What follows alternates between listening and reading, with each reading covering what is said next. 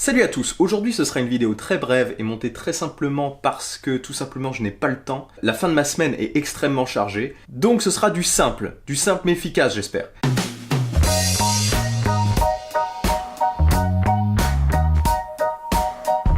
Donc je voulais vous parler du DJI Spark. Hier à New York, il y avait la conférence live de DJI qui a présenté, sans surprise parce que le drone avait déjà fuité depuis un petit moment, le DJI Spark. Car oui, tout avait fuité, le design avait fuité, les différentes couleurs, pas toutes bien sûr, mais bon nombre de ces couleurs avaient déjà fuité également. Le prix attendu avait fuité aussi, 499 $. Bon, ça fera 599 € pour nous. Mais ce qu'on attendait, c'était les caractéristiques du drone et ses fonctionnalités. Et c'est désormais chose faite. Et on peut dire une chose, c'est que DJI n'a pas chômé avec leur dernier mini-drone.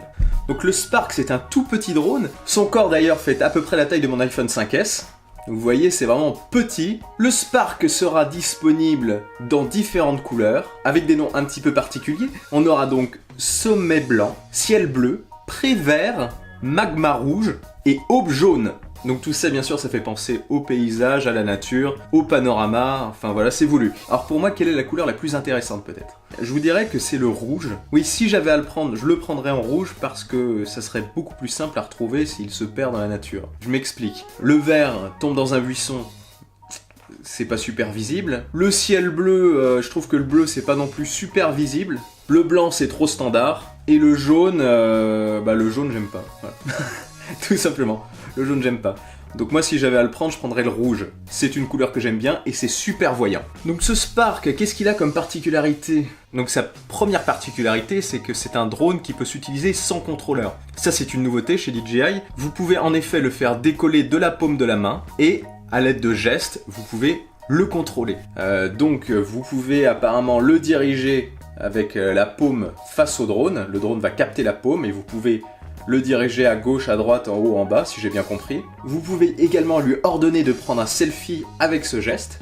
Clac. Ainsi, les lumières avant et arrière, les rouges et vertes du drone, pour indiquer de nuit où il se situe, se mettront à clignoter dans un sens, je sais pas trop lequel, et qui vous indiquera quand la photo sera prise. Un petit peu comme un retardateur. A noter que s'il peut décoller de la paume de la main, il peut également réatterrir dans la paume de la main. Ça doit être vraiment fun.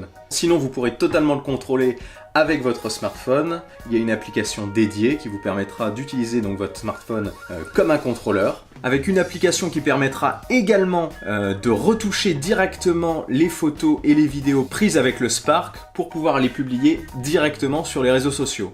Ça aussi c'est vachement intéressant. Donc les caractéristiques du drone sont également tombées. Donc c'est un drone qui possède une caméra de 12 mégapixels qui ne filme pas en 4K malheureusement, mais en 1080p. La caméra se situe sur une nacelle en 2 axes, contrairement aux autres drones de DJI qui sont sur des nacelles en général de 3 axes. Vous aurez le mouvement comme ça, je crois, et le mouvement de haut en bas. Je crois que ce qui manque, c'est le mouvement latéral. Le Spark en mode course aussi pourra atteindre la vitesse de 50 km/h. À savoir que quand il se met en mode course, il se met... comment vous expliquer ? Sa caméra se met dans une position, en gros ça suit la trajectoire du drone. A noter que le Spark est également compatible avec les DJI Goggles, vous savez ce sont les lunettes, enfin le casque qui se met pour le contrôler, donc en mode course notamment, ça peut être intéressant. Petit point noir, enfin je sais pas si c'est vraiment un point noir au regard de la taille du drone, mais la batterie dure 16 minutes. 16 minutes d'autonomie, c'est moins que le Mavic qui a, je crois, une autonomie de 25 minutes, ou 27, je sais plus. Mais bon, vu la taille du drone, c'est quand même pas mal 16 minutes, je trouve. Après, vous avez la possibilité d'avoir d'autres batteries. Et il peut voler, pour finir, à 2 km de distance. Donc ce qui est pas mal. Le Spark est vendu, comme je vous le disais, à 599 €. 599 € avec donc le Spark, heureusement, une boîte de transport, enfin sa boîte quoi d'origine, 6 hélices, un câble de recharge avec sa prise et une batterie.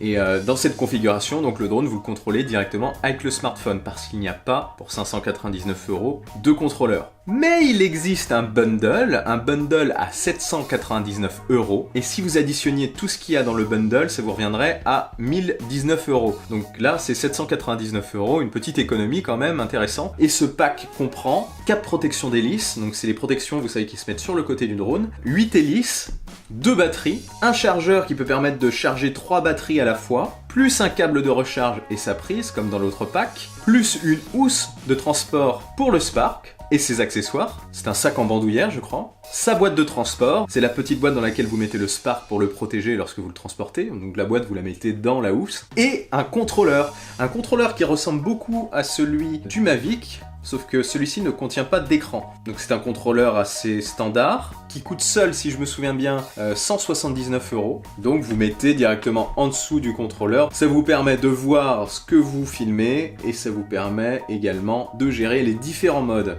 Car il y a différents modes automatiques qui vous permettent de filmer en automatique différemment avec le Spark. Comme par exemple la possibilité pour le Spark de tourner en rond, en pointant une zone, vous par exemple. Il y a une autre fonctionnalité qui vous permet de dire au Spark de tourner mais en hélice, en s'éloignant de plus en plus de vous.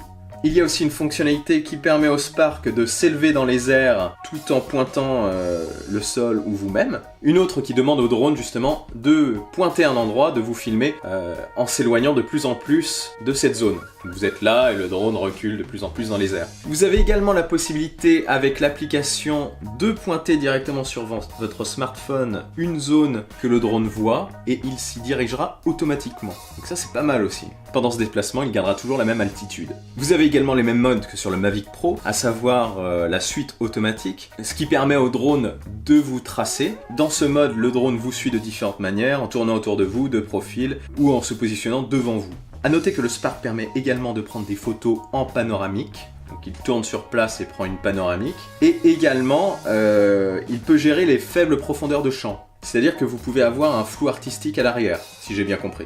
Un flou artistique derrière le sujet. Vous êtes net et derrière c'est flou. Photo de portrait, quoi. Et comme le Mavic, lorsque sa batterie est faible, le drone calcule le temps qu'il lui faut pour rentrer et si vous ne l'avez pas en visuel, il rentre tout seul jusqu'à la zone d'où il a décollé. Et ce, en évitant les obstacles. Il évitera les arbres, etc. Ah oui, intéressant aussi, le Spark contient une fonctionnalité dite de vol en confiance. C'est une fonctionnalité qui vous prévient lorsque vous approchez de zones interdites au vol de drone, notamment les aéroports, etc.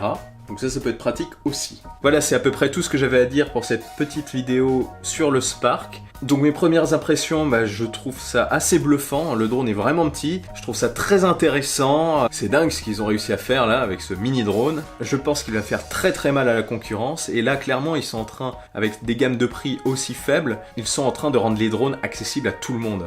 Et des drones de bonne qualité. J'ai eu l'occasion un petit peu de regarder des vidéos, notamment de Casey Neistat et de Marques Brownlee, qui ont fait une vidéo récemment sur le Spark, un prototype du Spark que la marque leur a envoyé. Et lors de ces vidéos, ils ont eu l'occasion de le comparer avec le Mavic Pro et avec le Inspire 2. Finalement, je trouve qu'entre le Mavic et le Spark, bon bien sûr la qualité du Mavic est supérieure, mais au niveau de la colorimétrie, je trouve que le Spark retranscrit bien mieux les couleurs. D'ailleurs, il y a une Ferrari dans la vidéo, et je trouve que le Mavic ne retranscrit pas très bien les couleurs sur cette vidéo. La Ferrari rouge est un petit peu rose. Donc pour le prix, niveau qualité, c'est vraiment pas dégueulasse. Ok, c'est du 1080p, mais bon, ça peut être intéressant quand même. À voir si je le prends, je vais étudier ça de plus près, et je vais réfléchir. Ah, avant de finir, je viens de regarder, le Spark est déjà en rupture de stock, bon c'est pas étonnant, sauf le bundle qui est disponible avec une livraison prévue pour le 30 juin. Donc pour ceux qui veulent le prendre, dépêchez-vous. Voilà, si cette vidéo vous a plu, n'hésitez pas à jeter un œil à mes autres vidéos sur ma chaîne et à vous y abonner si ça vous plaît. Allez, salut!